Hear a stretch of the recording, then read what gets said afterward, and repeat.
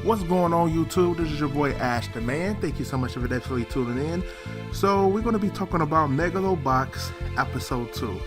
Now, MegaloBox Episode 2 titles The Man That Only Dies Once. Definitely an interesting episode and a very good one too. Now, we started off with the first episode, which was Buy or Die, and they definitely hit it off with the premiere of the anime. Now we got a chance to see episode 2. Definitely it takes off with JD, which is Junk Dog, going against Yuri, which is at this point a Megalona champion. So this fight started off with, of course, Yuri having the upper hand. He at this point, decided that, he only needed one hand to take down JD, and I was like, word, damn, he about to give it to him. So he's back one hand. He even gave him a nice little counter. JD, blocked his hands and waved it out, and he was about to come in. He turned that counter that JD did into an attack and came down and hit him from the top. Now, JD almost got a chance to connect with him with a very serious attack, but he had to use his other arm. So he was like, JD was like, okay, now we can fight on, the same terms. And he was like, screw it, I abide by your request, and literally gave my man some hands. It wasn't even funny because he Yuri played that he's seen an opening, so JD thought okay, I'm about to come in, which he laid into Yuri's trap, and at that point Yuri gave him the knockout hit. He got the 10 count, left the ring. He advised him, hey, if you want to fight me again, you gotta come in my ring. Interesting. So, when JD gets upset, I guess that's when he takes his little bike trips to kind of stress off a little bit. Now, he came to his partner, which he called him Pops, but his name is Nabu, and pretty much advised that, this is what he want to do. He want to fight Yuri again. He want to go and get in this little tournament that they got going on. Nobu advised him, no, let's not aim for dreams. Let's get it popping. So, as soon as the match ring, JD didn't even hesitate. He just walked up on boy and just gave him a knockout hit. I think that was probably in the midst of maybe less than 30 seconds.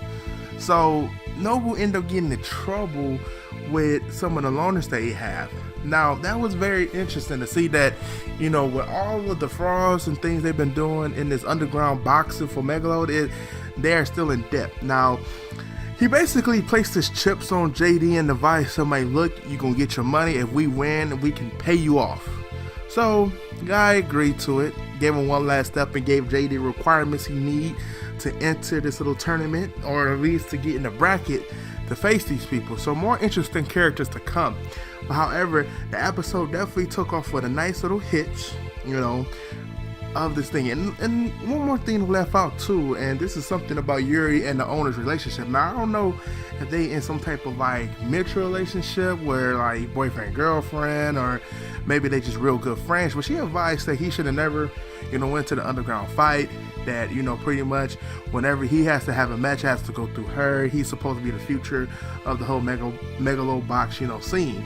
Now, maybe because of the tech he used as far succeeds anybody else, or maybe he's just that talented of a character.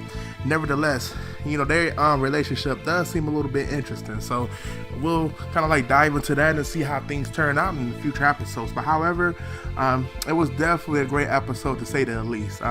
MegaloBox is definitely moving in the right direction. I can't wait for episode 3 to kind of see how his preparations is going to go up for the tournament.